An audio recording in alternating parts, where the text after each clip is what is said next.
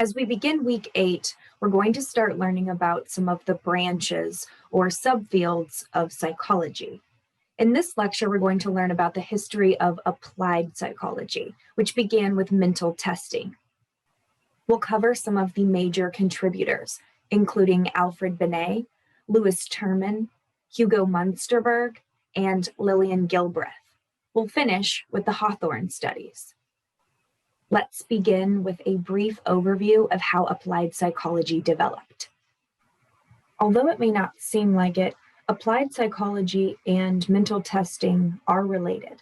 They are both focused on applying psychological principles to the study of individual differences. In fact, applied psychology got its start with mental testing in the late 1890s. Here is a timeline of some of the milestones in the history of applied psychology. In the 1880s, Francis Galton and James Cattell were both measuring individual differences with their studies of sensation and perception. They weren't using tests per se, they were simply measuring individual differences. Then in 1890, James Cattell published the first mental test. During World War I, Scott and Bingham helped develop group intelligence tests. In the 1830s, the Hawthorne studies were published, birthing organizational psychology and changing the way employees would be managed forever. Then, during World War II, more tests were developed, helping the military branches place recruits in jobs that were best suited to their talents. And in 1945, industrial organizational psychology became part of the APA. In the 1950s, tests became extremely popular in a variety of different settings. In the 1960s, the field contributed to the civil rights movement, and in 1982, SIOP, the Society for Industrial Organizational Psychologists, was founded. The SIOP organization is similar to the APA in that it provides both professional and research-related services to its members. Here is a summary of some of the most important contributors to mental testing and applied psychology. We will talk about many of these people in this lecture. Applied psychology didn't appear out of thin air. There were a series of events and a culture at the time that supported its establishment. There are reasons behind its emergence. In order to understand history, remember, we have to go back and look at some of the things that were going on at the time of an event. There are at least 3 reasons that applied psychology became popular in the early 1900s. Reason number 1, American pragmatism. The years between the 1890s and the 1920s are referred to as the progressive era. During this time, Americans were pragmatic. They wanted tools, supplies, services that were practical, that were useful to them, that made their lives easier. Remember, in a previous lecture, we learned about some of the inventions of the late 1800s. Coming off of those inventions, coming off of winning several wars, we were in a pragmatic mood. It was a time of technological advancement and improvement. People expected psychology to follow in these same footsteps and contribute to their lives, not just be a set of theories or ideas about human behavior, but actually help people in some way. Reason number 2, institutional reform. In the 1910s, Americans were concerned with reform. They were reforming government, business, education. They were making lots of changes as a result of the new inventions, the new ideas, the new practical services that were being created as a result of their demand for practical things. Because the country was going through these changes, the field of psychology also went through a transformation. The third reason has to do with universities and colleges. As psychology became more experimental, more and more labs were created, but the expense of these labs and the research went up. In order to justify the costs associated with these new experimental psychology labs, administrators wanted proof that the research they were investing in had some value. In order to provide this evidence, psychology had to pivot a little bit. Not only was it trying to be more scientific, more experimental, more objective, now it also needed to have this applied aspect. During this time, some psychologists chose to focus on the application of their research. Some did not. Those who did were professors and consultants in education, business, military, medicine, and legal settings. Initially, much of the consulting work involved mental testing, assessing individuals for some quality, some attribute. Now let's go back to the beginning of mental testing and look at people like Binet, Terman, and Hollingworth. The evolution of mental testing begins with Francis Galton, who was technically the first person to measure individual differences in humans. He did this in the 1880s with his test of physical and perceptual abilities. But his tests were not mental tests. They were focused on reaction time, vision, hearing, things like that. Along with some of the other early pioneers, Galton supported the nature argument of mental ability. He believed that intelligence is largely inherited from our parents and our ancestors. We don't learn, we don't change our intelligence. In 1890, James Cattell coined the term mental test when he published a study that he had conducted with some of his students. Unfortunately, he couldn't validate his tests, meaning what he thought they would predict, they didn't. He thought they would be related to students' grades, and they weren't. Yet, he is still considered a pioneer in mental testing and applied psychology. After he was fired from Columbia University in 1917 for his opposition to World War I, he sued the university, won, and established the Psychological Corporation, one of the first consulting firms in the world. This consulting firm initially failed, as Cattell in the leadership role. Other psychologists eventually came on board and helped salvage the business and make it into a fairly successful company. In 1904, in Paris, France, school officials needed a way to identify students who needed remedial help, who needed special classes. The following year, in 1905, Alfred Binet and Theodore Simon solved the problem by creating the first intelligence test, the Binet-Simon scale. It was designed to assess low ability. That was its initial purpose. It was revised in 1908 and 1911 before being replaced by the Stanford-Binet in 1916. Binet and Simon created different versions of the test for different ages. On the slide on the left, you see the version for 3-year-olds, and on the right, you see the version for the 13-year-olds. We might ask a 3-year-old to locate different parts of their bodies. We might ask them to repeat sentences, repeat numbers, name the members of their family. For 13-year-olds, obviously the questions need to be more appropriate. We might ask them to draw and design different things. We might ask them to describe the differences between two different objects. Even today, the best intelligence tests come in different forms. There are different versions depending on who you are assessing. Here's another example from the 1908 version of the Binet-Simon scale.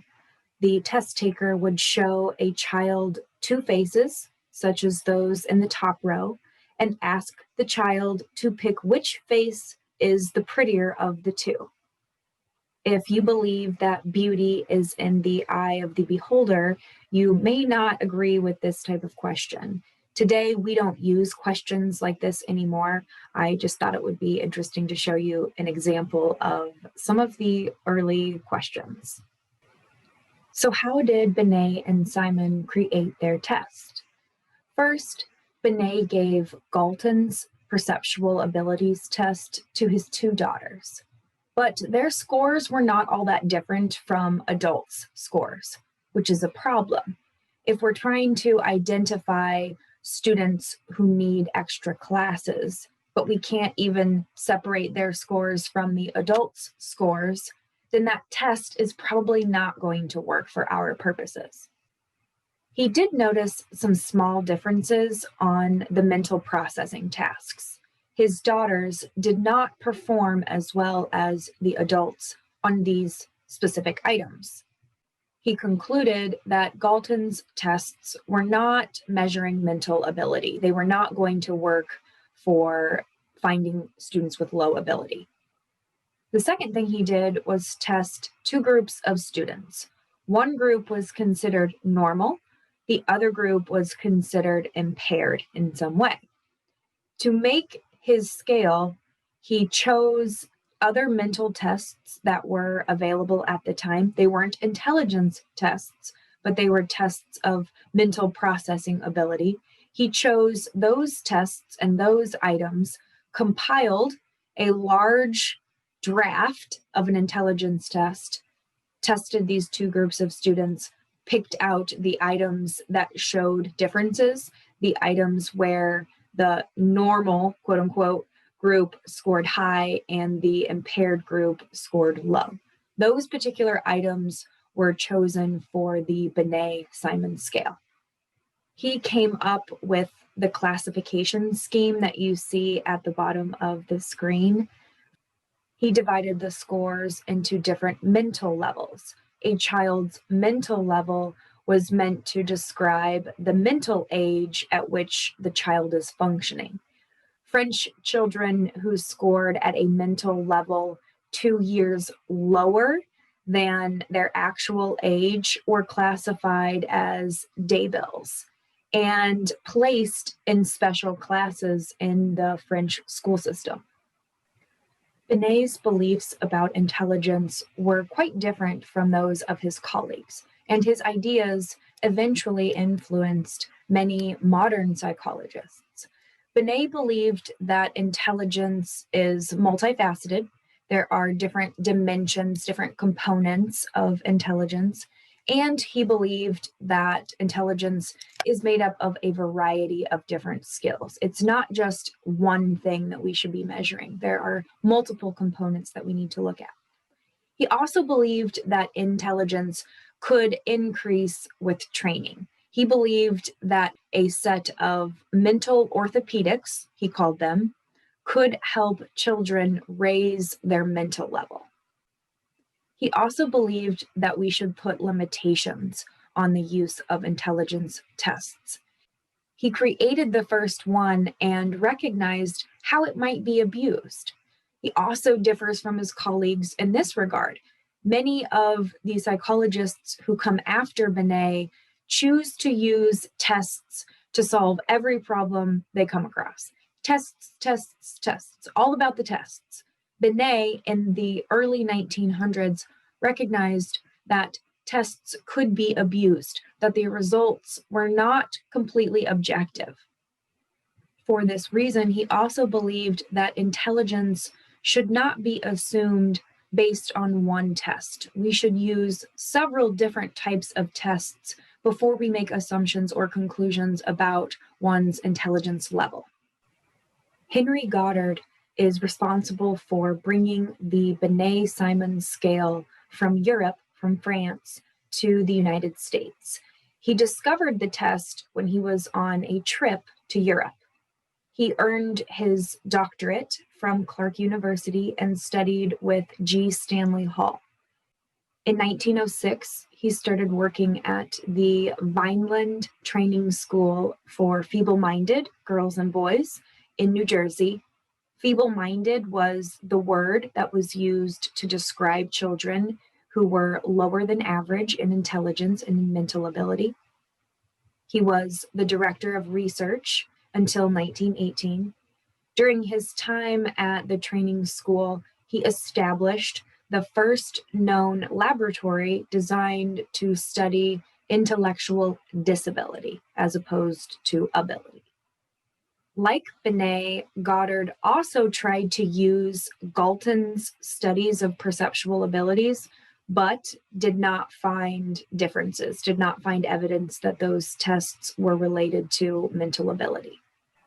Between 1910 and 1914, Goddard tested over 20,000 school children using the Binet-Simon scale. The test did show individual differences, which was a good thing. It was good news for the test. The results also validated what many of the teachers had already observed. After the test had been administered, some of the teachers would point out to Goddard the students who they thought needed extra help. It turns out that the Binet-Simon scale was able to identify many of those students who the teachers had pointed out. We call this validation. It provides evidence for the test, that the test is actually measuring mental ability. Based on his results, he created his own classification scheme, and you can see it at the bottom of the screen. For children who scored at a mental age of 1 to 2, the lowest on the scale, he called them idiots.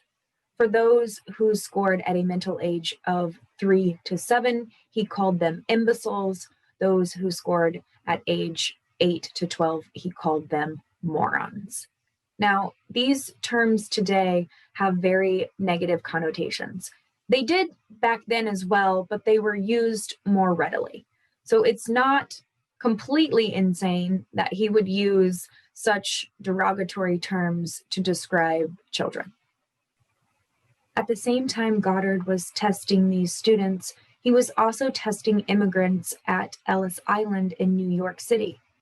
It had been built in 1892 by the federal government to handle the incoming immigrants, to assess them, scan them, take their documents, record them, all of that. 15 years later, by 1909, Ellis Island had processed more than 1 million immigrants coming to the United States. Another 15 million were on their way. To enter the United States, the poorest immigrants, and only the poorest, had to pass a series of tests. They had to undergo a physical examination and prove that they didn't have any contagious diseases. They were also required to prove that they could work, that they were able and willing to work. The wealthier immigrants didn't have to take these same tests. They had to take some tests, but fewer tests. Between 1911 and 1913, Goddard and his team of researchers administered the Binet-Simon test to thousands of immigrants. Most of them scored at a mental age of 12, what he called morons.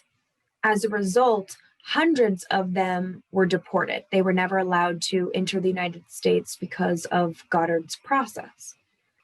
Many of those who were deported were confused. They didn't understand the test. They didn't understand the instructions. Many of them did not speak English as a first language. So some of the physicians and the other employees on Ellis Island noticed these problems, noticed some of the issues with Goddard's application of the Binet-Simon scale. They noticed these issues and brought the problems up with administration. Eventually, the test was no longer used, but not before hundreds of individuals were turned away for reasons that were probably not appropriate, not relevant. Remember that Binet warned against this. He had said when he published his scale that it could be abused and could be used to hurt people instead of help them. Goddard is also well known for doing something that many people do today: compare people's families, their mother's side with their father's side, and draw conclusions about that individual based on the differences that they notice. So let me tell you a little bit about one of his case studies that he published in the early 1900s. He studied the family of one of his patients at Vineland, Deborah Collicock. What he was trying to do was prove that intelligence is inherited. So he did an extensive study of Deborah's family members on both her mom's side and her dad's side. He compared the data and concluded that one side of her family was more intelligent than the other side. He looked at things, for instance, like infant death rates. On one side of her family, the good side, only 15 infants died at birth. On the bad side, as he called it, on the bad side of her family, 82 infants had died at birth.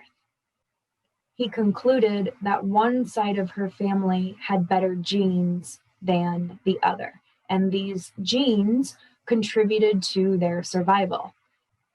Goddard did not consider any environmental differences. Can you think of a reason why one family might have a lower infant mortality rate than the other side of the family? Yes, it could be genes. It could be that one side does in fact have superior genes. But what are some of the environmental, the social, the cultural factors that might play a role in these differences? Education, nutrition, social support, right? All of these things we know today to play a role in learning and development. Goddard did not consider any of these differences. He didn't look at income, education, access to healthcare. He didn't look at any of those variables. He used these differences that he found to support his initial idea that intelligence is inherited. His case study is an example of how researchers are sometimes biased by their own perceptions, their own beliefs about some phenomenon. Like many of his colleagues, Goddard believed that those who showed signs of mental impairment should be institutionalized and removed from society so as not to be a burden on the rest of us. Binet and Simon created the first intelligence test. Goddard brought it to the United States. Lewis Terman is responsible for developing the best known intelligence test, the Stanford-Binet, which is now in its 5th edition. It was published in 2003. Terman went to Clark University and earned his PhD in 1906, several years after Goddard had earned his PhD from the same university. They both studied with G. Stanley Hall. Later, Terman would end up at Stanford University, where he first taught and researched and then became the chair of the psychology department. In the early 1910s, Terman started working with the Binet-Simon scale, trying to translate it, revise it, standardize it. In the process, he came up with his very own intelligence test, the Stanford-Binet. He chose this name to epitomize the university where it was created, Stanford, and also to give credit to Binet, the originator of the first intelligence test. To standardize his test, he tested 2,300 children and adults, and then developed norms for his test. Norms provide meaning. If you get a 75 on an intelligence test, what does that mean? It doesn't have a meaning unless you have others to compare your scores to. If you find out that the average is 75, that other people typically score 75, that gives your score of 75 some meaning. Terman is also responsible for introducing the concept of intelligence quotient, IQ. IQ is a value that is assigned to someone after they take a test. Technically, it describes the relationship between one's mental age, as defined by the test, and their chronological age. To calculate IQ, we divide mental age by chronological age and multiply by 100. The way we calculate IQ today is a little bit different, but he laid the groundwork for today's researchers. Terman also contributed to mental testing with his studies of gifted children. He conducted the longest running psychology research project of all time. In 1921, he tested more than 1,000 students in California using the Stanford-Binet scale. Unfortunately, the sample was not representative of the US population. The students came from families that were mostly middle to upper class, white, Protestant or Jewish, and the parents tended to be working professionals. He retested this group of students 10, 25, and 35 years later. After he died, one of his graduate students took over the project and conducted 2 more follow-ups, one in 1960 and one in 1986.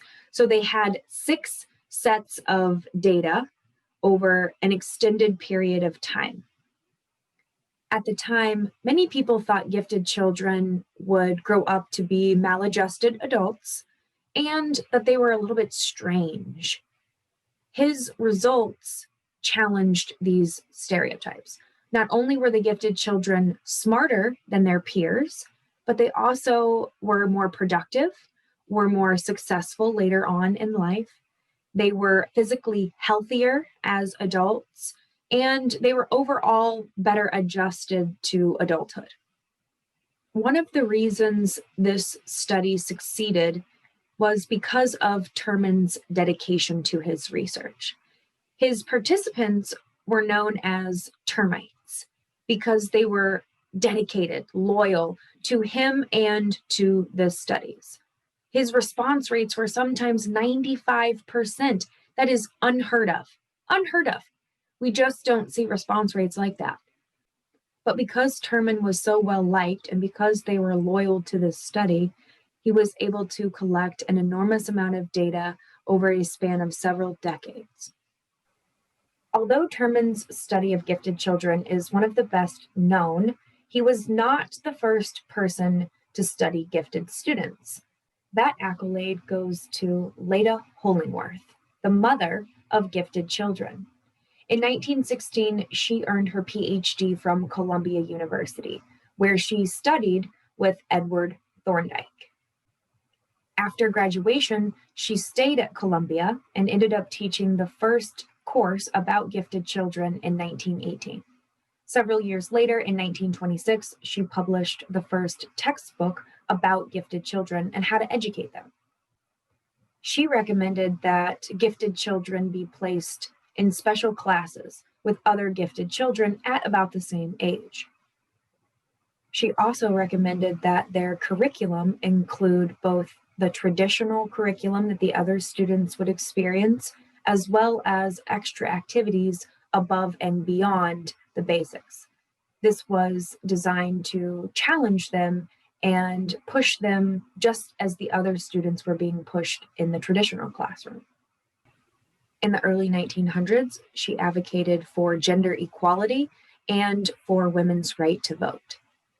In her dissertation, she studied 23 women and their mental abilities throughout their menstrual cycles. She had them take multiple tests at multiple times during the 28 days. She then compared their results with the test results from male participants. They tested things like reaction time, steadiness, how quickly they tired, and how quickly they could learn new things. When she crunched the numbers, she did not find evidence of gender differences.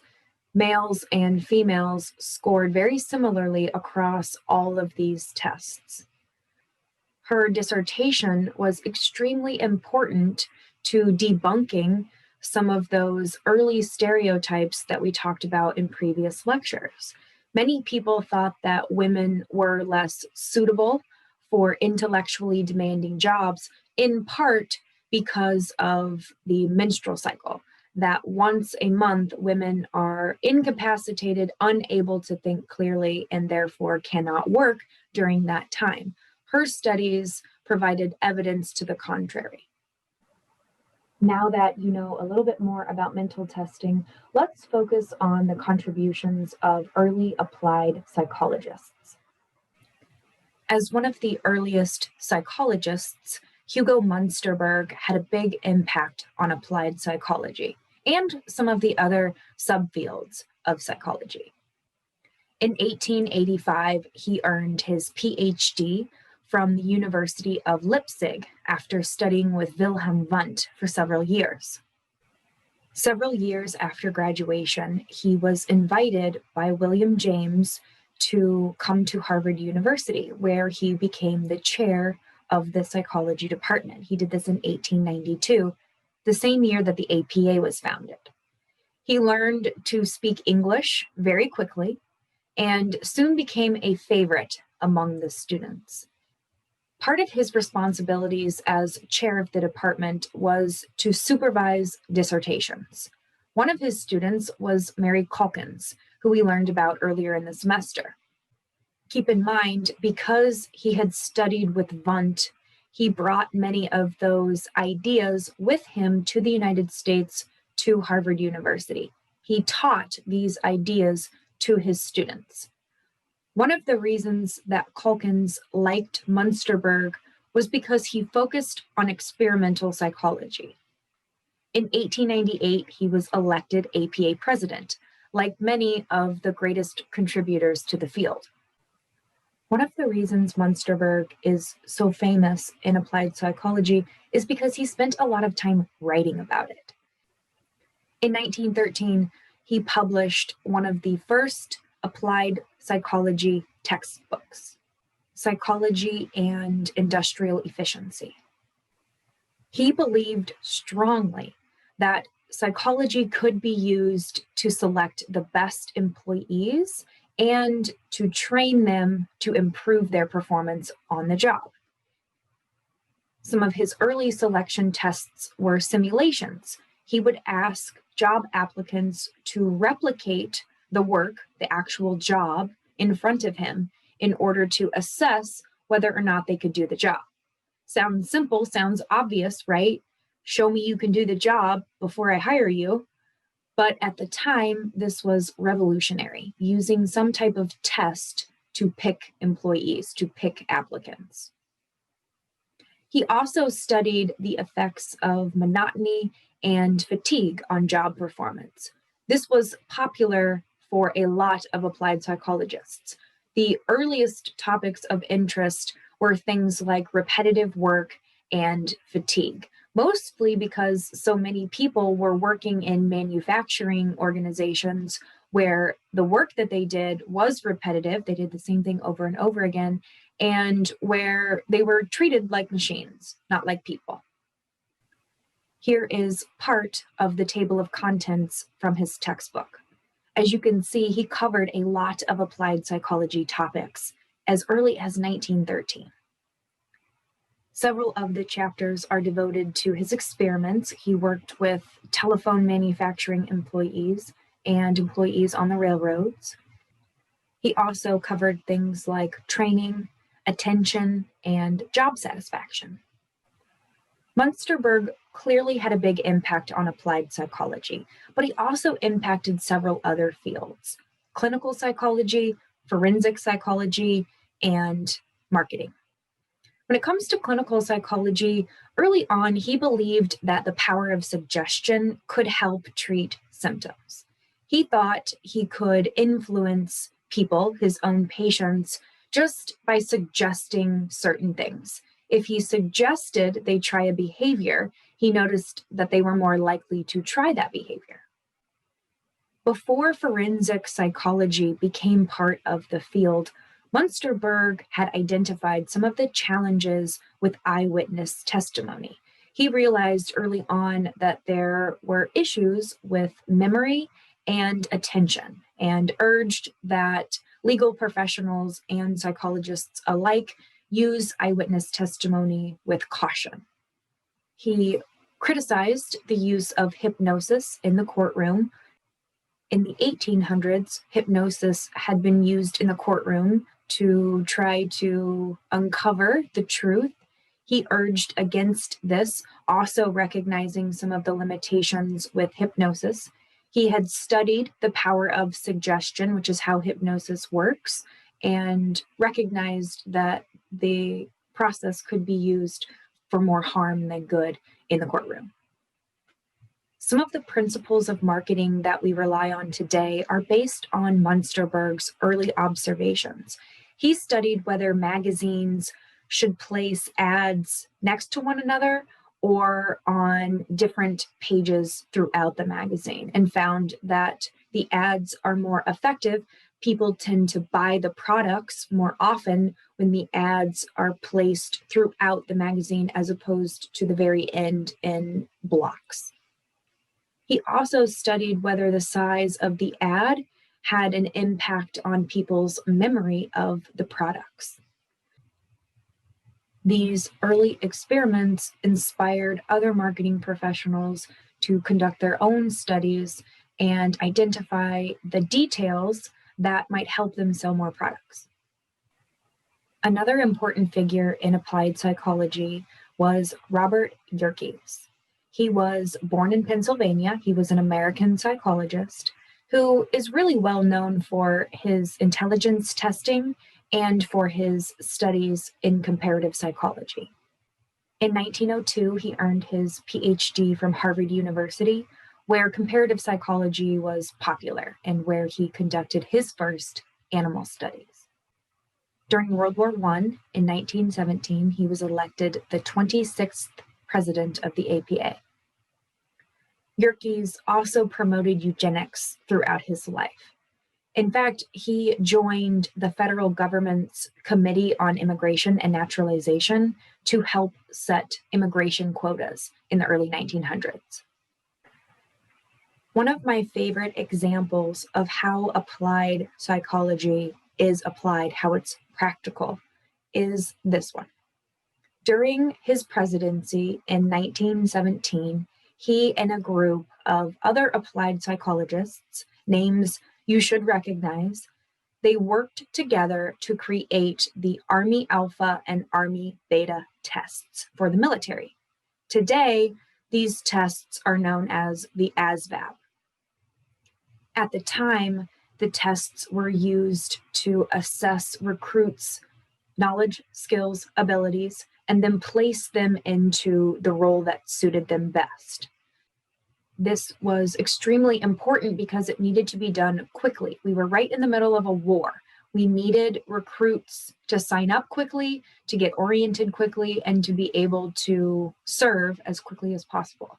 So Yerkes, Terman, Scott, Thorndike, and Bingham all worked together to create these early group intelligence tests.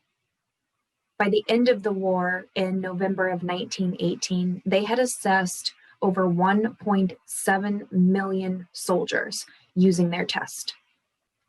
But the results were never actually used during the war. By the time they got the test created and validated, the war was over. Nonetheless, these tests contributed to the explosion of mental testing. They inspired other group tests for education, business, medical, and legal purposes. I want you to notice that Münsterberg is not part of this group. He was in the United States at the time. He was popular at the time, but he wasn't invited to participate. Why? Because Münsterberg was German and because he was a big supporter of the war. For this reason, he was not asked to participate in the creation of these tests. Here are some example items from the Army Alpha test.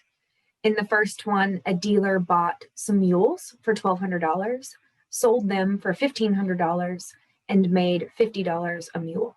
How many mules were there? 6 mules is the answer. These are the types of questions that would be asked of soldiers who could read. During the war effort, there was an increase in soldiers, and some of them couldn't read. If they couldn't, the researchers would use the beta test, which is based on pictures. The soldiers would be asked to pick out, name the object that is missing from each one of these pictures. So for instance, number 2, what is missing? Eyeballs. Like Yerkes, Walter V. Bingham was an American psychologist who was born in Iowa.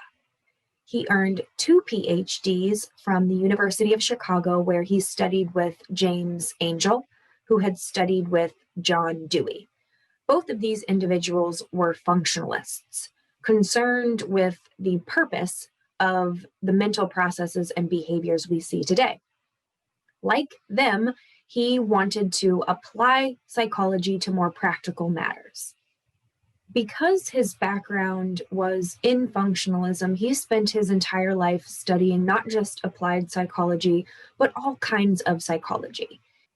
He ended up publishing more than 200 books and articles about a variety of topics, including perception, psychometrics, and skill development.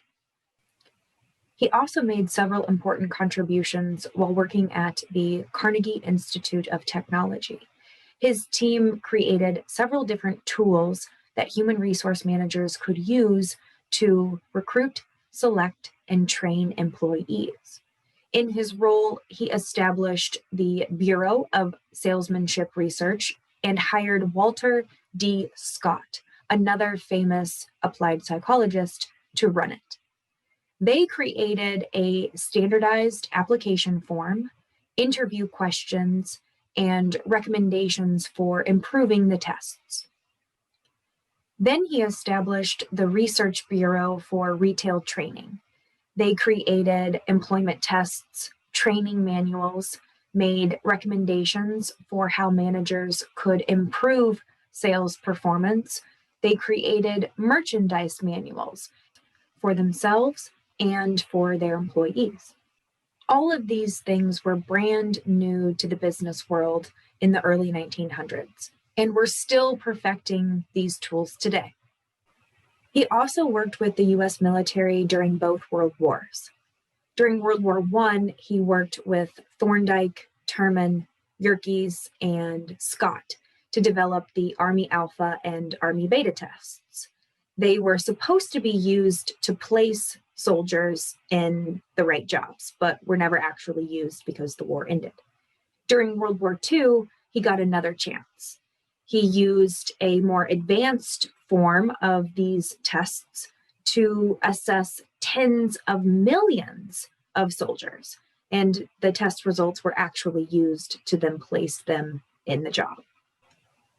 The last person we're going to learn about before we learn about the Hawthorne studies is Lillian Gilbreth. Full disclosure, she's my favorite applied psychologist. I love the things that she contributed to the field. She is known as the mother of scientific management and as the first lady of management. She earned her PhD in 1915 from Brown University in Rhode Island. It was the first PhD in industrial psychology. In 1915, we didn't have the organizational part yet. That didn't come until the 1930s. So initially, IO psychology was just I psychology, just industrial psychology. By the time Lillian died in 1972, she had 16 honorary doctorates. I don't normally talk about psychologists' families unless it's relevant to their history, their biography. In Lillian's case, her family life was very important to her work life. She was married to Frank Gilbreth, who was an engineer by training. Together, they had 12 children, shown here, and all of their children were exceptionally smart. They tested out many of their inventions on their children before they took them to the masses. Lillian and Frank are famous for their time and motion studies. They studied physical movements and the time it takes to do those movements in order to increase efficiency and increase productivity. Their studies involved breaking down every action into its component actions, timing those movements with a stopwatch, and then developing more efficient movements or doing it in a way that would reduce fatigue, reduce stress on the body. Because Lillian had 12 children at home, she was interested in figuring out how to design the home space to better suit the needs of parents. She ended up applying their time and motion studies to the kitchen and redesigning the layout to look like the one you see here in the image. In fact, many of you have a kitchen that is set up in this traditional triangle format. The idea with the triangle is to make it easier for you to go between the three most important places in the kitchen: the refrigerator, the stove, and the sink. By placing them in a triangle-like layout, you don't have to take as many steps. You aren't walking all the way across the kitchen to get to the refrigerator. It's right next to the stove. Lillian Gilbreth is responsible for this traditional triangle layout that many of us take advantage of every day. By carefully observing bricklayers, they were able to identify some of the wasteful motions, some of the ways that the employees were actually hurting their bodies, and make recommendations for how to do this work faster with less stress on the body. In the images, you see the before on the left and the after on the right. In the image on the right, you see the results of the Gilbreth's study, the new design of a bricklayer's workspace. Instead of bending over to pick up each brick, now the bricks are at waist level, which makes it easier for them to grab and stack. While she was in graduate school, Lillian began to write. And in the 1910s and 1920s, she published several books and articles about ergonomics, about the design of the workspace. You can click on these links to see the actual PDF of her publications. You can see she covered things like fatigue, motion. The process charts are interesting. I highly recommend you check those out. As a result of their time and motion studies and the results they were able to achieve and her publications, she became a pioneer in the field of ergonomics, which combines psychology and engineering. The goal of an engineering psychologist is to create products that increase efficiency and productivity. The way that your cell phone is designed is meant specifically for you, the human. It is designed for your hands, your fingertips, your eyeballs, your perception. While working at General Electric, she interviewed thousands of women about the proper height of different kitchen appliances: the sink, the stove, the refrigerator.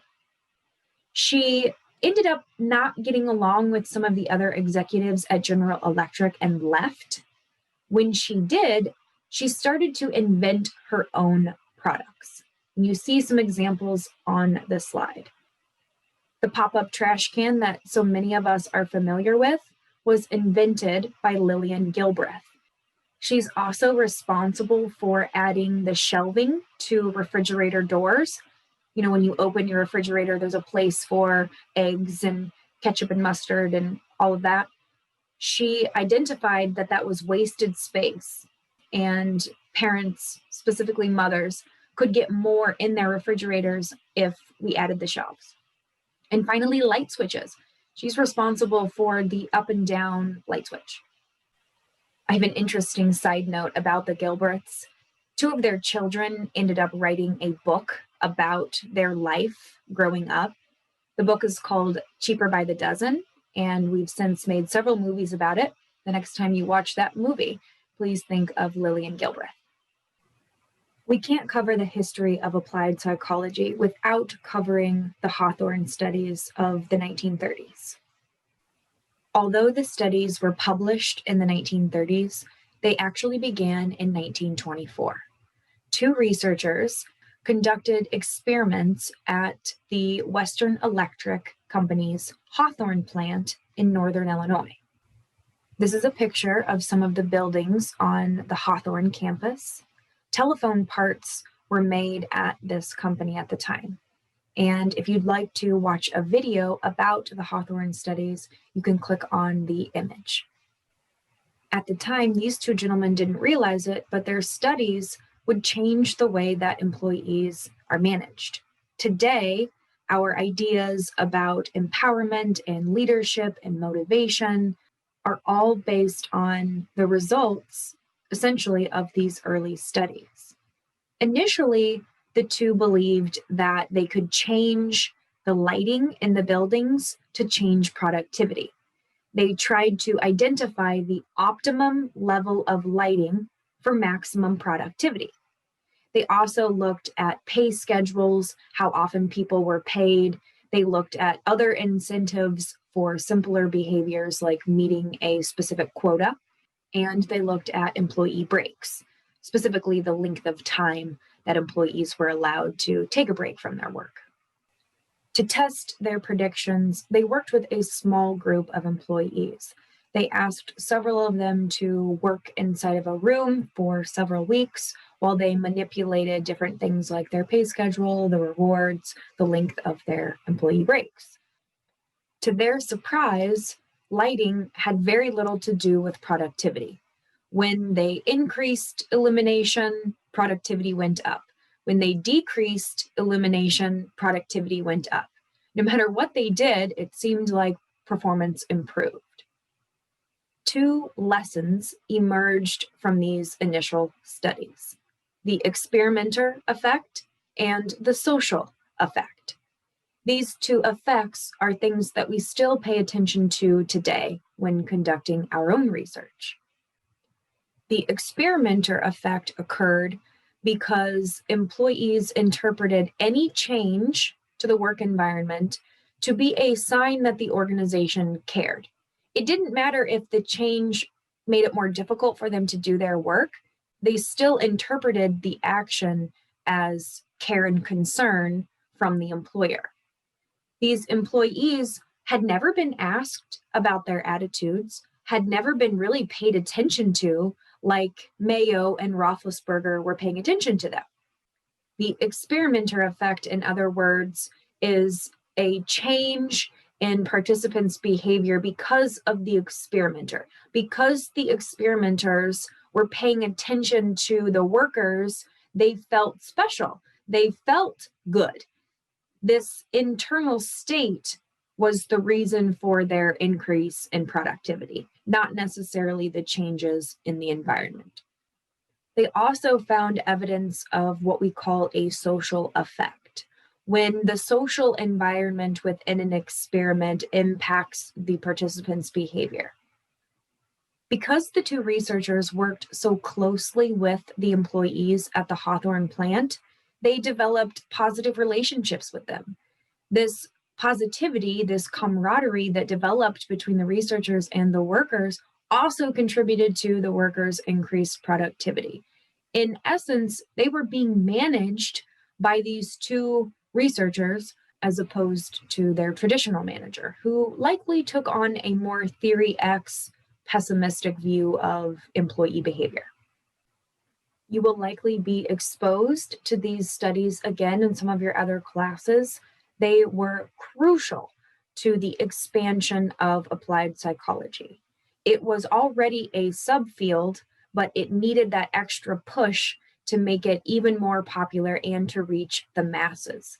When psychologists began applying psychology to business and helping business leaders make more money, improve organizational performance, when that happened, when that leap happened, applied psychology exploded into what we have today. Thank you for joining me this week as we learn about my favorite topic, the history of applied psychology. Next week, we're going to learn about a type of psychology that many of you are probably not familiar with, Gestalt psychology. If you have any interest in art or marketing, this subfield, this perspective might be of interest to you.